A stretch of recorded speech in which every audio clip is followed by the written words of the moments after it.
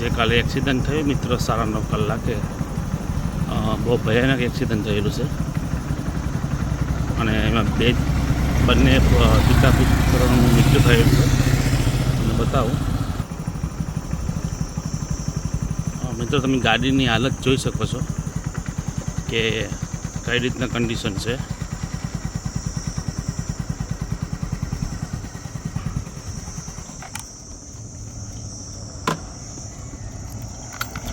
આ તમે જોઈ શકો છો મિત્રો કે ગાડીની હાલત એકદમ, બંનેને એરબેગ ફાટી ગયેલા છે અને બહુ ભયાનક એક્સિડન્ટ થયેલું છે.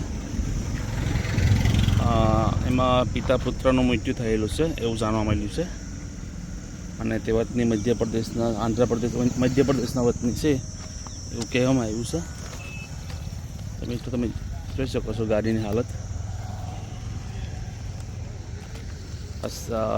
ગેર રાત્રિના 9:30 કલાકે એક્સિડન્ટ થયેલું હતું.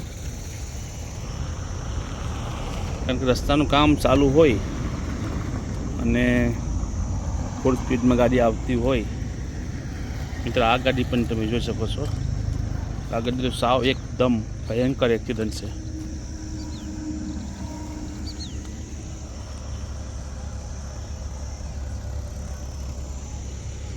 ટોટલ લોસ થયેલું છે એવું લાગે છે ગાડીમાં.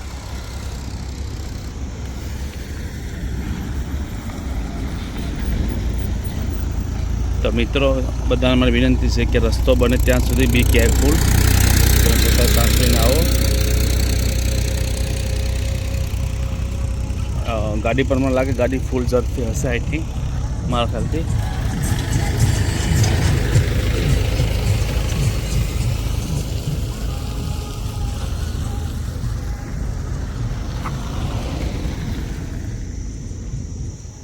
આપણે હોટલ અહીંયા આઈલેન્ડ છે એની સામે થયેલું છે.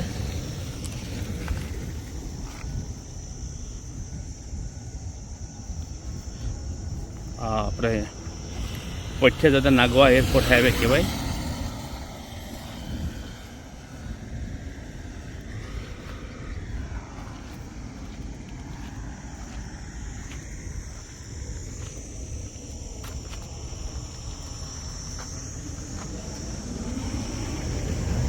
બ્લડના પણ નિશાન છે મિત્રો. પૂરા બંને ગાડીના એરબેગ ફાટીને બહાર આવી ગયા.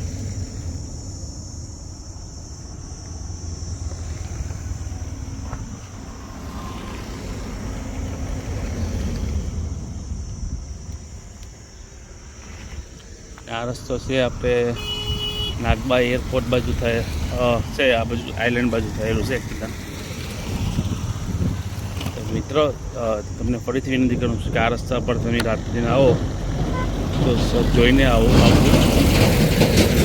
આ રસ્તાનું કામ ચાલુ છે એના કારણે થોડુંક બી કેરફુલ રહેવું, કેમ કે આ રસ્તાનું કામ પછી સ્પીડથી કામ ચાલી રહ્યું છે.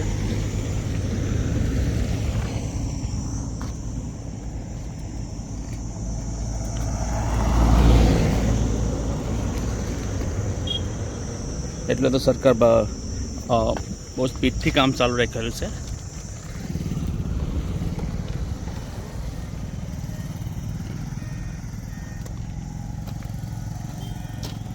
મિત્રો, આ ગાડીના પણ એરબેગ છે તમે જોઈ શકો છો. આના પર એરબેગ ફાટી ગયેલા છે.